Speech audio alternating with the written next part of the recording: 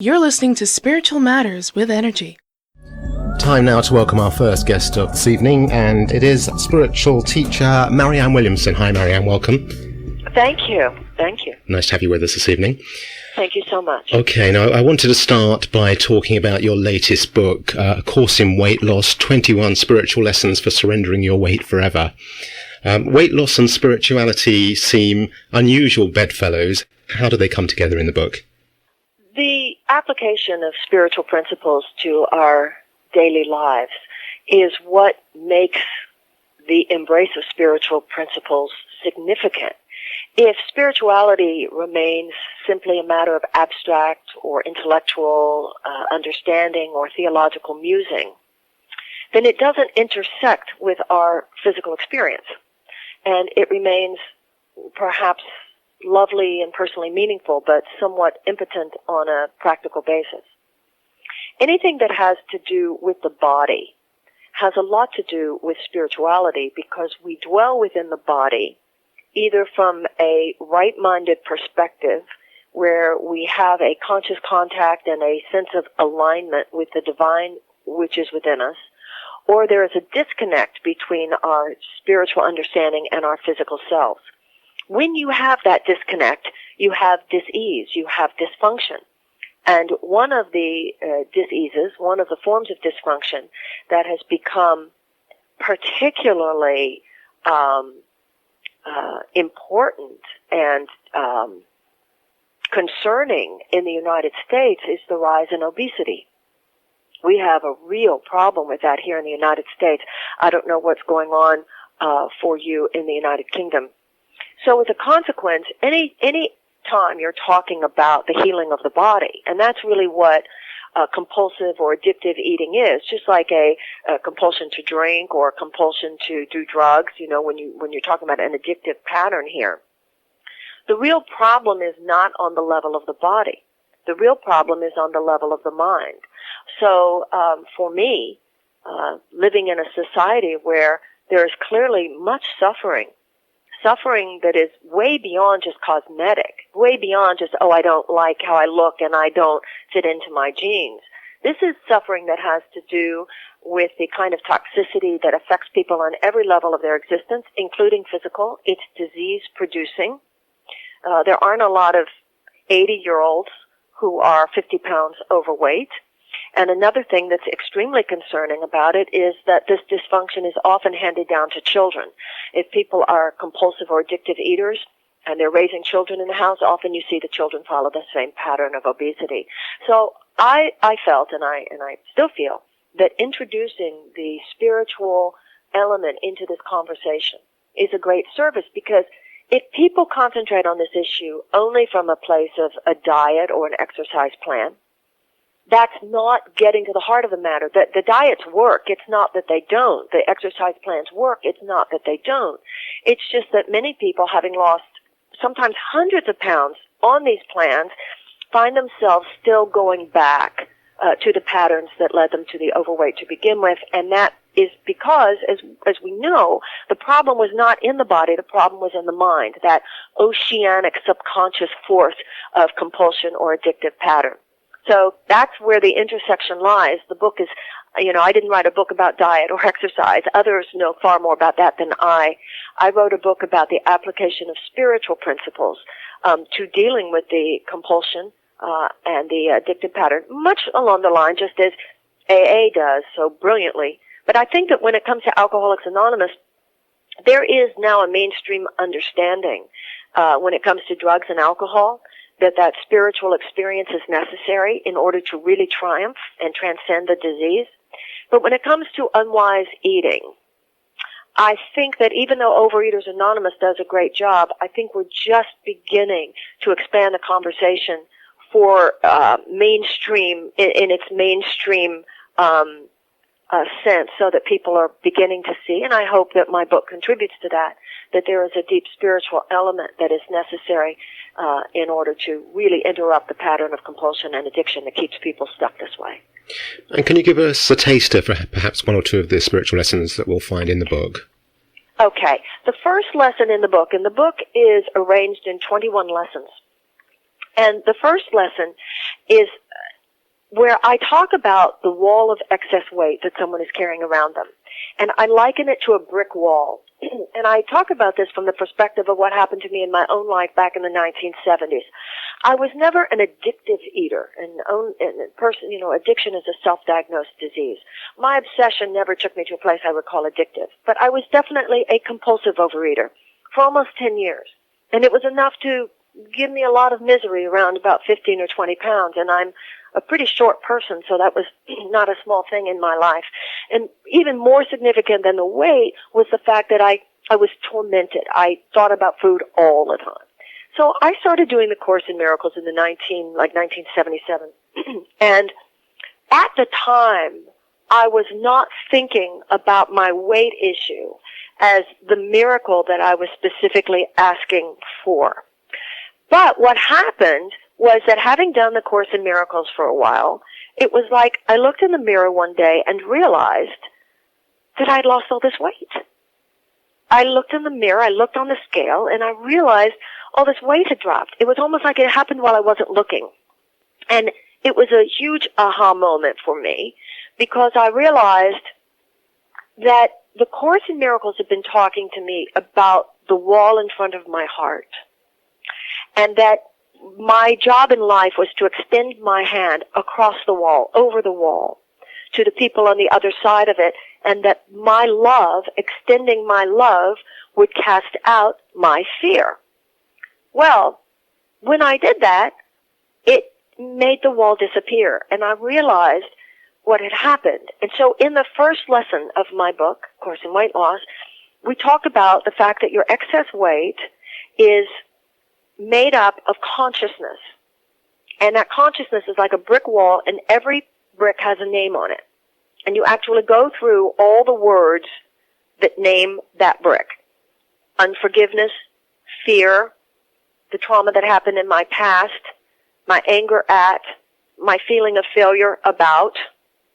And you actually, if you actually do the lessons, choose to not just read it, but actually do the lessons, you actually name every brick, and you write it out. There's a lot of writing. I mean, this is a very serious, intense course if you actually do it. And then you write out all the names, the words on the wall, and then in the meditation, you actually see an image of God walk up to the wall with you. And as the hand of God touches every brick, as that hand touches the brick begins to crumble. So that's an example of the work that we do to actually make the changes occur. And have you tried this out in sort of workshop situations with people? I'm doing my first intensive workshop in February, a week and a half from now, February 10th through 13th in San Diego, California. And I'm doing it again, the same kind of 3-day intensive in Phoenicia, New York in April.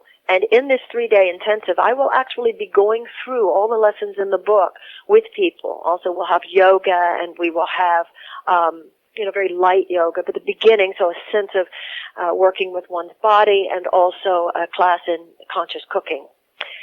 So there are so many areas where we need to transform into a miracle-minded perception, because that's what we want here. We want a miracle to deal with our compulsion. And the miracle arises naturally in the presence of love. But if you hate your body, how are you going to get a miracle if love is what produces the miracle? If you hate yourself for having gotten this way, how are you going to have a miracle if the miracle arises from love? Even love of food. It's not about ending your love affair with food. It's about realizing that what the unwise eater has is not a love affair with food, but an obsessive relationship with food. And obsession and love are not the same thing. So it's really about beginning again in how you relate to food and learn and are introduced to food. Our ancestors thousands of years ago did not eat chemically processed food. And so the body doesn't even know what to do with that stuff. But even more importantly, even though we go into all these issues with food, it's really in the mind and in the emotions. We have an emotional sewage system, just like you have a biological sewage system. And just as with food, you have to eat the food and digest the food and process the food, and then the food gets eliminated. The same is true with emotions. if you don't process your emotions and you don't digest your emotions, then they don't leave appropriately. They're not, the whole point with emotions is you take the kernel, you process it, you digest it, then you keep what makes you stronger from having been through that, and you let go the rest.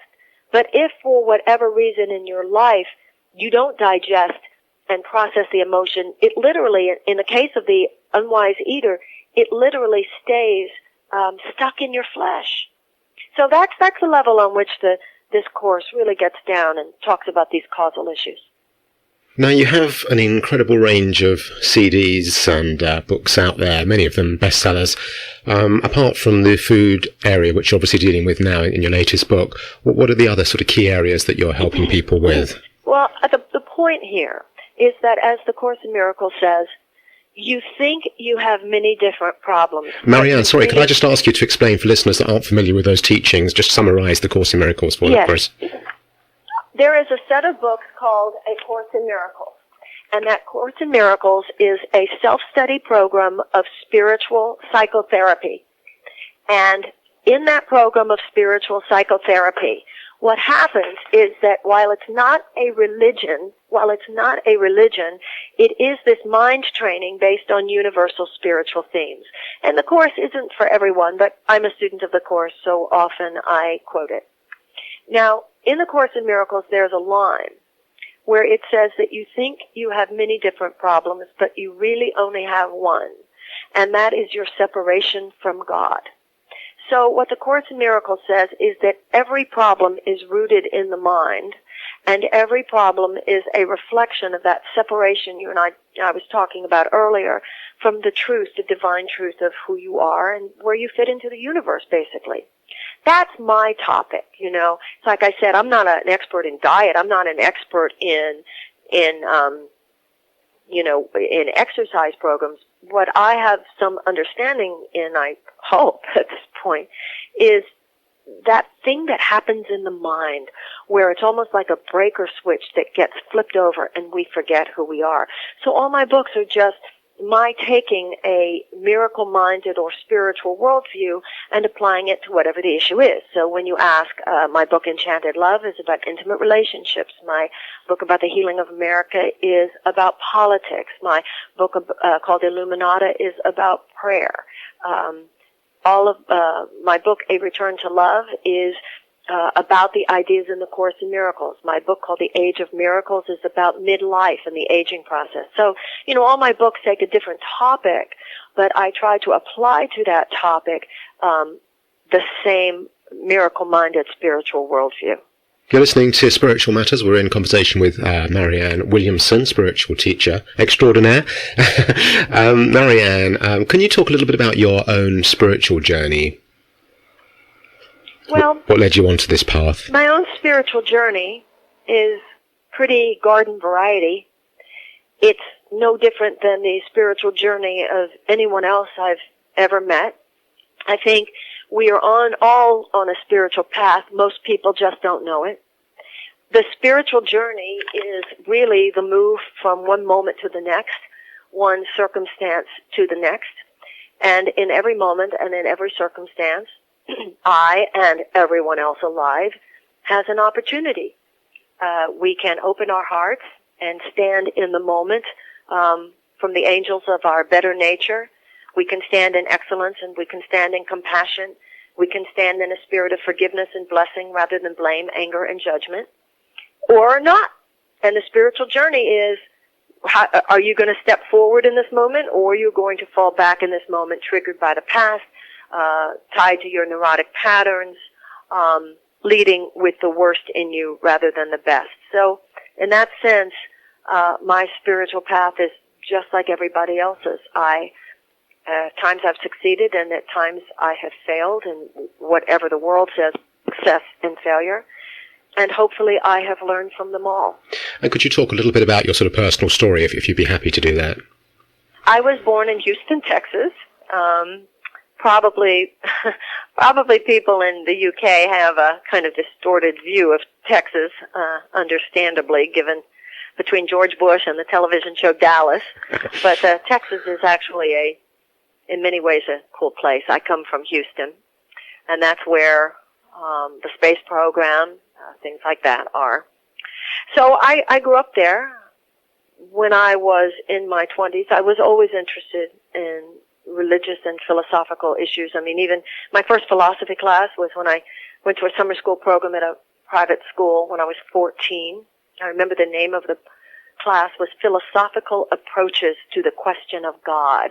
I thought I'd died and gone to heaven. I was so excited by that class and by the very topic. So very early on, I was interested and still am in whether it's more esoteric.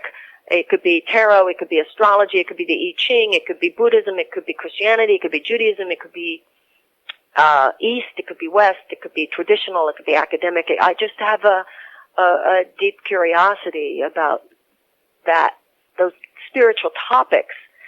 But for me, it was when I began reading A Course in Miracles in my 20s that I found a path that enabled me to begin to apply any of these ideas in a meaningful way. Because before I read that book, I just, making that practical connection is where it's so difficult for many of us. It's like, okay, I know this, but how do I apply it?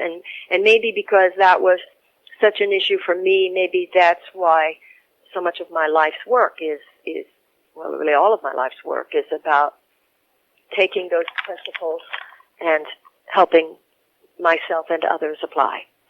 And how did you get on initially with A Course in Miracles? And I ask this because I know a lot of people that have gone to it, because it's very highly reviewed by a lot of people.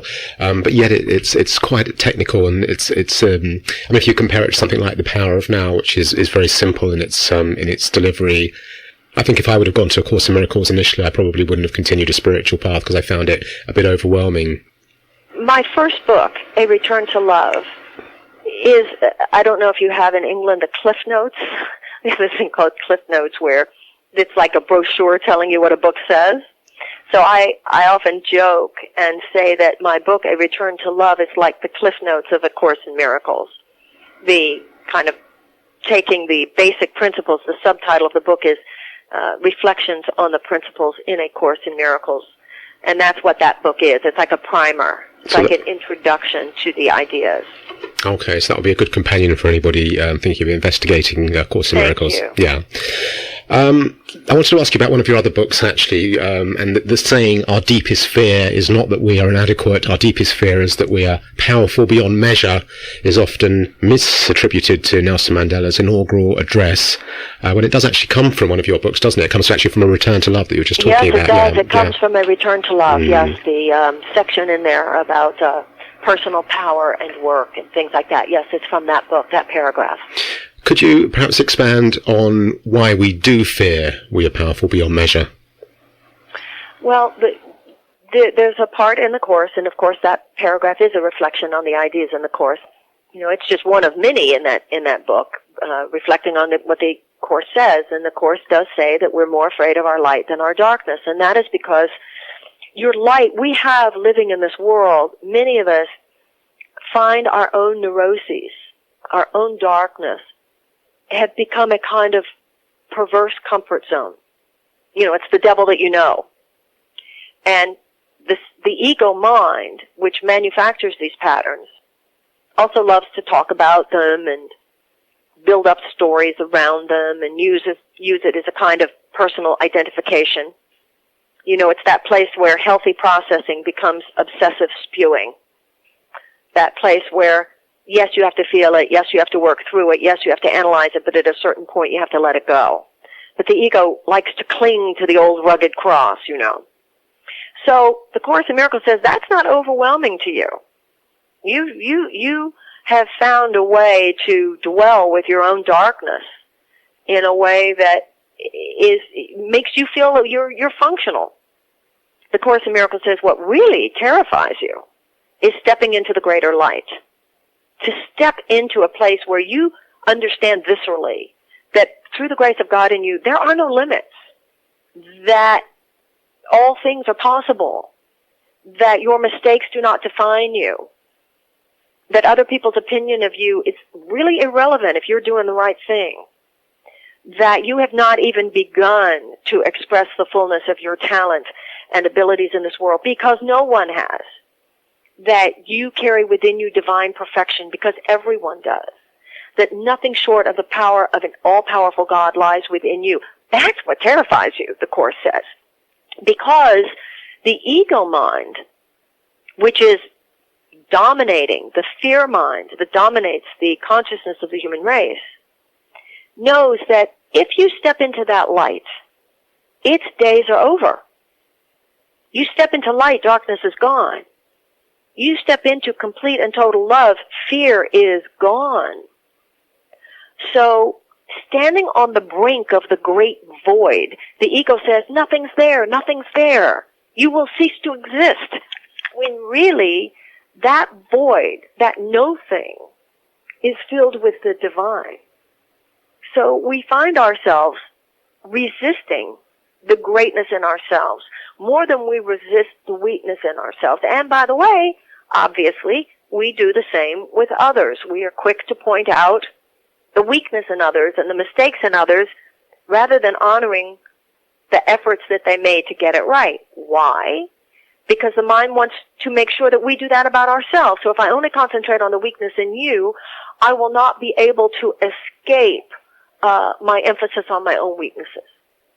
And that's, once again, as is everything, a spiritual issue. And you spoke there about stepping into total love to overcome the ego. How does one do that? We make a choice every moment. We either make it consciously or subconsciously to bless or to blame, to focus on someone's mistakes or to focus on, mercy. People make mistakes. The Course in Miracles, there's a great line where it says, your job is to tell someone they're right, even when they're wrong. And then it says that doesn't mean that you're to tell them, to lie to them. But it does mean that your spiritual function, even when you need to set a boundary with someone, to set a standard, to make clear there's been a mistake or an error made, that your spiritual function still is to express yourself and to think and to put out energy in such a way that they still feel affirmed as a human being. So, in any given moment, even when mistakes have occurred, we can still stand in love. We can still stand on the ground in our own internal being that is love rather than fear. And that's always available to us. The problem is that the thinking of the world is dominated by a thought system based on fear. And that temptation to fear, which is the ego mind, lives in all of us. And in any given moment, we are tempted by that. And so the spiritual journey is about building the attitudinal muscles, just like you build your physical muscles when you do yoga or exercise. You build your physical muscles. And the spiritual journey is one in which we are trying to build our spiritual muscles so that even though I'm tempted to go into blame, I'm tempted to lash out, I'm tempted to act on anger, I'm tempted by those things, I develop the internal strength, internal musculature to choose another way. And, there's a line in Alcoholics Anonymous, you can act yourself into a new way of thinking more easily than you can think yourself into a new way of acting. So sometimes you do fake it till you make it. You feel like saying something that later you would regret. You at least, even if you still feel like saying it, you have the presence of mind to bite your tongue. And the day comes through prayer, through forgiveness, through spiritual practice, through growth in these areas, when you honestly are not tempted to go there. Because that part of you, which is really a weak part, because it's the part of you that would only increase the cycle of violence, really has disappeared. It has dissolved in the presence of a greater love. And do you feel we're moving towards a world where more people are able to do what you're talking about? I think we are living in a perilous time, but at the same time a time of opportunity, because it is almost like there are two parallel universes. I think darkness is intensifying, and I think light is intensifying. And it's a bit of a race for time right now. And I think that with every thought we think, we contribute to one global choice or another. While it is a false power, the false power of hatred and fear have tremendous material resources in the form of nuclear bombs, biochemical weapons, all manner of ways to destroy life. Ultimately, the forces of love have what Martin Luther King would call cosmic support. But we must step it up now, because we have to shift the trajectory of human history at this point out of the current probability vectors, because the probability vector points towards all manner of global catastrophic possibility. So we need to shift out of probability vector into possibility vector. And only vertical thinking can do that. That is nothing the mortal mind can make happen. The mortal mind cannot turn the Titanic around now. And the Titanic is headed for the iceberg. Mm-hmm. So through prayer, through meditation, through each and every one of us seeking for our own minds and hearts and lives to be conduit for the light we need to bring down now, the light of a greater understanding and compassion.